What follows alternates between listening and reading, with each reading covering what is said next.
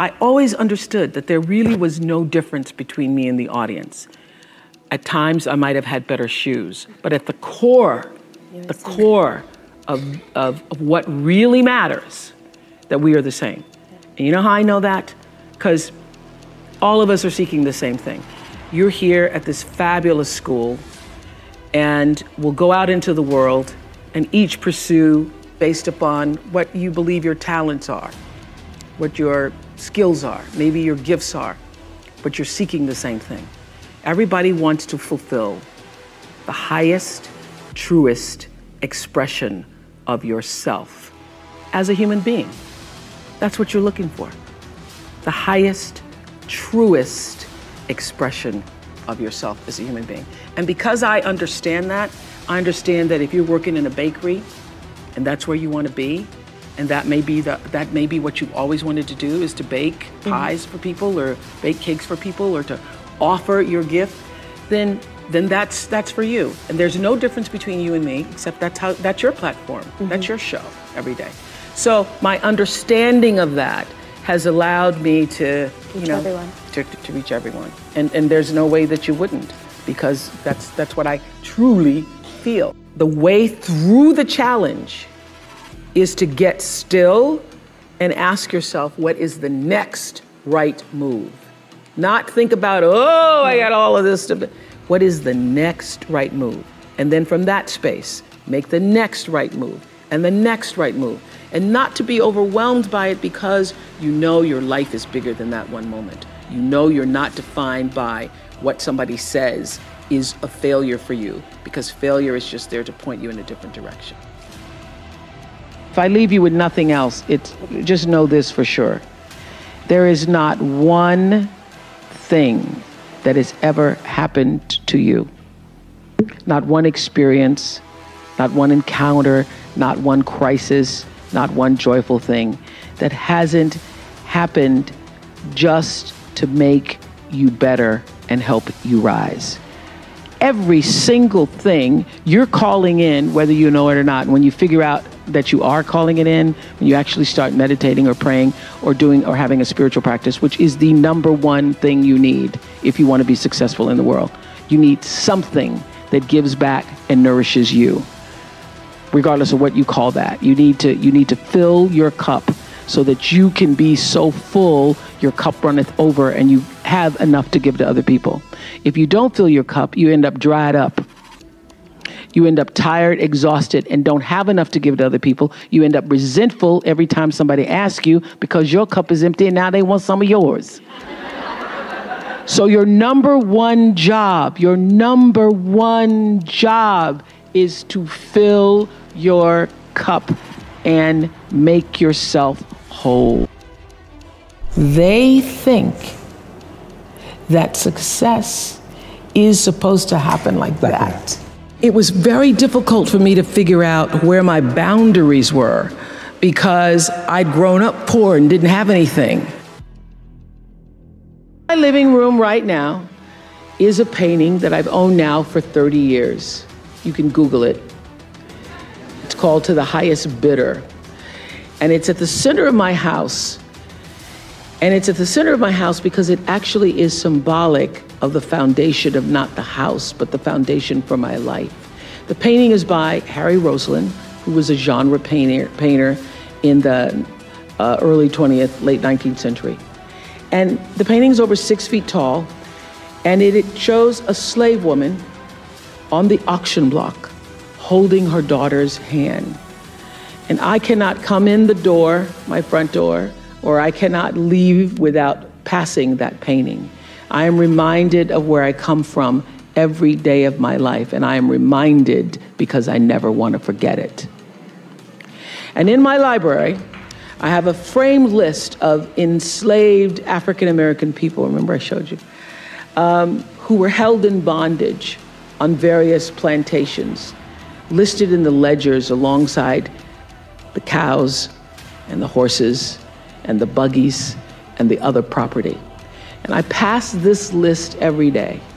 And often I stop in front of it and just speak their names out loud and their ages.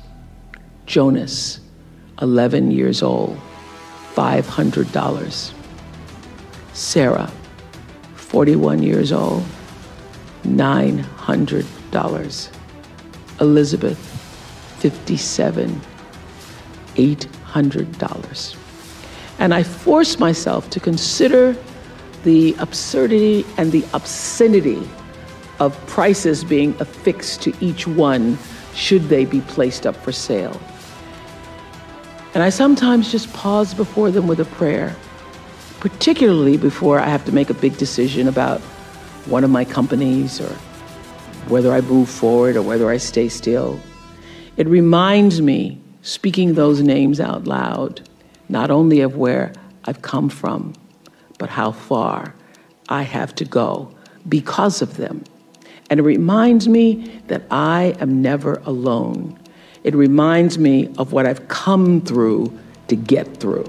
Everybody is feeding yourself on the hysteria and the negativity.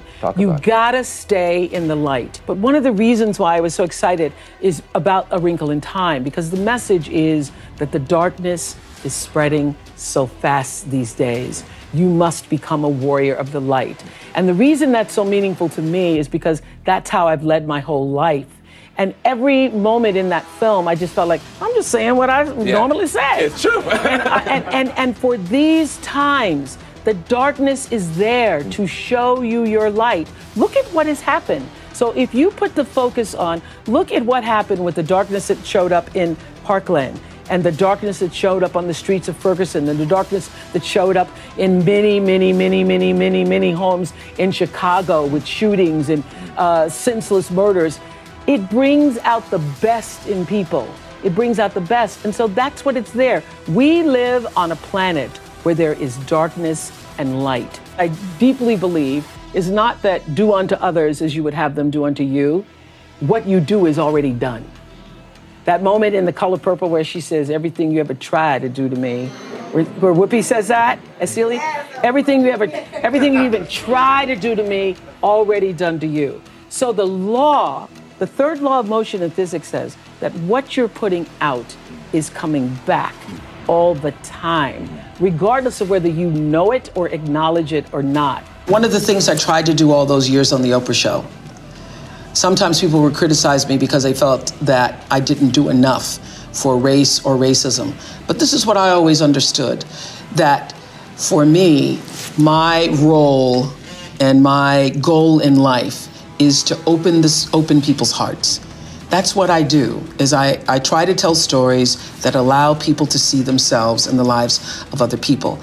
And for me, it was always more powerful and effective to do a show, for example, on single parents raising their children, and just on the panel of parents, to have a Black father, and to show the photographs or images of that father putting his child to bed and reading a story at night.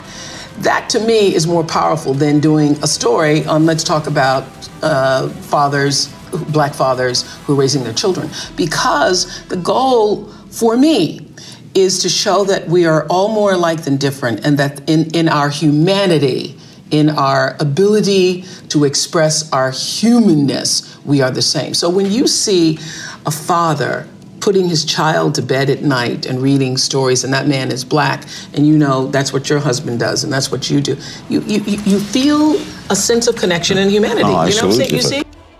Everything you try to do is already done. So when I figured that out, what I'm putting out is what's coming back, let me get real clear about what it is I'm putting out.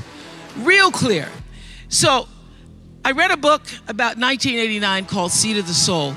And in that book, Gary Zukav talked about the laws of karma, of the laws of cause and effect, the third law of motion. And in that book, he talked about how your intention is always one with the law. Meaning, before you even think about a thing, you have an intention for the thing. And that the intention is going to determine the outcome.